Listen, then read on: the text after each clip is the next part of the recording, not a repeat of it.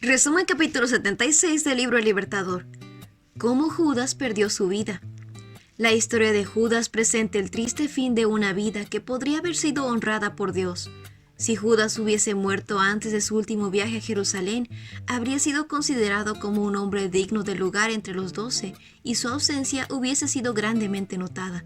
A no ser por los atributos revelados al final de su historia, el rencor que le había seguido a través de los siglos no habría existido, pero su carácter fue desenmascarado ante el mundo como una advertencia para todos aquellos que traicionaran las responsabilidades sagradas. Durante la fiesta en la casa de Simón, Judas había tenido la oportunidad de reflexionar en el acto que había decidido realizar, pero su decisión no cambió. Vendió al Señor de Gloria por el precio de un esclavo. Por su naturaleza, Judas tenía un fuerte amor al dinero, pero no siempre había sido lo suficientemente corrupto como para hacer algo así. Judas se había unido a los discípulos cuando las multitudes seguían a Cristo. Había presenciado las maravillosas obras del Salvador al sanar a los enfermos, echar a los demonios y resucitar a los muertos. Reconocía que las enseñanzas de Jesús eran superiores a todo lo que había escuchado alguna vez. Sintió un deseo de ser transformado en su carácter y esperaba experimentar esto por medio de una relación con Jesús. El Salvador no rechazó a Judas, le dio lugar entre los 12 y le concedió poder para sanar a los enfermos y echar a los demonios.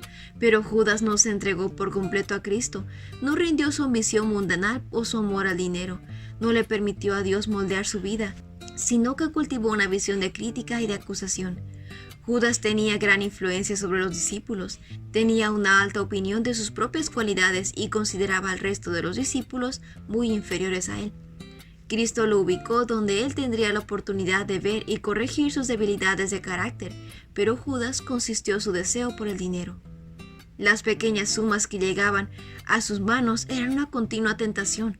Cuando realizaba algún pequeño servicio para Cristo, se cobraba de ese escaso fondo. A sus propios ojos, estas razones falsas servían de excusa para su proceder, pero a la vista de Dios era un ladrón. Judas había trazado un plan de acusación y esperaba que Cristo lo siguiera. Había pensado que Jesús libraría a Juan el Bautista de la cárcel, pero Juan permaneció allí y fue decapitado. Y Jesús, en vez de vengar la muerte de Juan, se retiró a un lugar de campo. Judas quería una guerra más agresiva. Pensaba que, si Jesús no impedía a los discípulos ejecutar sus planes, la obra tendría más éxito. ¿Por qué Jesús predecía pruebas y persecuciones para él y sus discípulos? ¿Quedarían truncadas las expectativas de Judas de ocupar un alto cargo en el reino? Judas siempre creyó en la idea de que Cristo reinaría como rey en Jerusalén. Cuando ocurrió el milagro de la alimentación, fue Judas quien comenzó el proyecto de tomar a Cristo por la fuerza y hacerlo rey. Sus esperanzas fueron grandes, su decepción amarga. El discurso de Cristo referente al pan de vida fue el punto decisivo. Judas vio que Cristo ofrecía bienes espirituales y no materiales. Pensó que Jesús no tendría honor y no podría dar ningún puesto elevado a sus seguidores. Decidió que no se uniría a él tan íntimamente, que después no pudiese apartarse. Estaría a la expectativa, y así lo hizo. A partir de ese momento expresó sus dudas que confundían a los discípulos. Introdujo controversias y textos de la Escritura que no tenían conexión con las verdades que Cristo presentaba. Sin embargo, Judas aparentaba ser honorable y correcto. Cuando Jesús presentó al hombre rico con la condición para ser su discípulo, Judas se disgustó. Hombres como este príncipe ayudarían a financiar a la causa de Cristo. Jesús veía que Satanás estaba abriendo un conducto por el cual podría influir entre los otros discípulos. Sin embargo, Judas no se quejó abiertamente hasta la fiesta de la casa de Simón, cuando María ungió los pies del Salvador. Judas mostró su actitud codiciosa. Cuando Jesús lo reprochó, el orgullo herido y el deseo de venganza rompieron todas las barreras. Pero Judas no estaba completamente endurecido. Aún después de haberse comprometido 2 veces a traicionar al Salvador, tuvo oportunidad de arrepentirse. En la cena de la Pascua, Jesús incluyó tiernamente a Judas cuando sirvió a los discípulos. Sin embargo, Judas no respondió al último llamado de amor. Los pies que Jesús estaba lavando salieron a realizar las obras de traición. Judas razonó que si Jesús iba a ser crucificado, el evento sucedería de todas formas. Lo que hiciera no cambiaría el resultado. Si Jesús no debía morir, la traición de Judas solamente lo forzaría a librarse a sí mismo. Pensó que habría hecho un buen negocio al traicionar a su Señor. Pero Judas no creía que Cristo se dejaría arrestar. Al entregarlo, Judas quería enseñarle una lección. Quería que el Salvador tuviera más cuidado y lo tratase con el debido respeto a partir de ese momento. A menudo, cuando los escribas y fariseos habían levantado piedras para lanzárselas, él había escapado. Ya que había escapado de tantas trampas, ciertamente no se permitiría ser arrestado esta vez. Judas decidió poner a prueba el asunto. Si Jesús era realmente el Mesías, el pueblo lo proclamaría rey. Judas recibiría mérito de haber puesto al rey en el trono de David, y esto le aseguraría el primer lugar junto a Cristo en el nuevo reino. En el jardín, Judas dijo a los líderes de la turba: «Al que le dé un beso, ese es, arréstenlo». Creía con toda seguridad que Cristo escaparía. Entonces, si lo culpaban a él, diría: «¿No les dije que lo arresten?». Con asombro, Judas vio que el Salvador permitía que se lo llevaran. A cada movimiento esperaba que Jesús sorprendiera a sus enemigos, mostrándose ante ellos como el Hijo de Dios. Sin embargo, al pasar las horas, un miedo terrible se apoderó del traidor por haber vendido a la muerte a su maestro.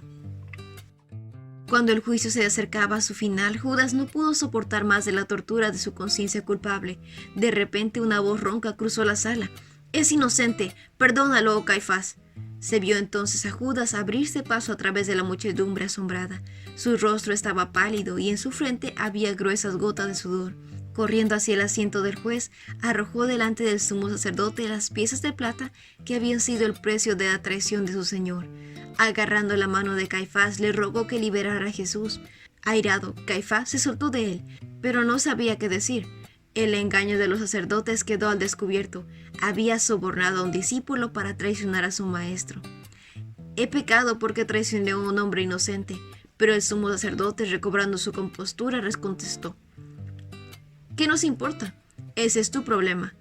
Los sacerdotes habían estado dispuestos a usar a Judas como su instrumento, pero despreciaban su bajeza. Judas se echó entonces a los pies de Jesús, reconociéndolo como Hijo de Dios y suplicándole que se librase. El Salvador sabía que Judas no sentía un dolor profundo que quebrantaba el corazón por haber traicionado al Inmaculado Hijo de Dios. Sin embargo, no pronunció ni una palabra de condenación.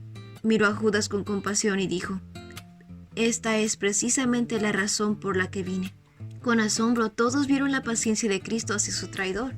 Este hombre era más que mortal. Pero, ¿por qué no se libraba a sí mismo y vencía a los acusadores? Las súplicas fueron en vano. Judas salió corriendo de la sala, exclamando: «¡Demasiado tarde! ¡Demasiado tarde!». Sintió que no podía vivir para ver a Cristo crucificado y, desesperado, salió y se ahorcó. Más tarde ese mismo día, la multitud que conducía a Jesús al lugar de crucifixión vio al cuerpo de Judas al pie de un árbol seco. Su peso había roto la cuerda con la que se había colgado. Los perros lo estaban devorando. Al parecer, el castigo divino ya estaba recayendo sobre los culpables por la sangre de Jesús. Y ese fue el resumen del capítulo 76 del libro El Libertador. No olvides compartirlo con tus compañeros de clase o con otras personas que tú creas que puedan necesitar este resumen. Nos vemos la próxima.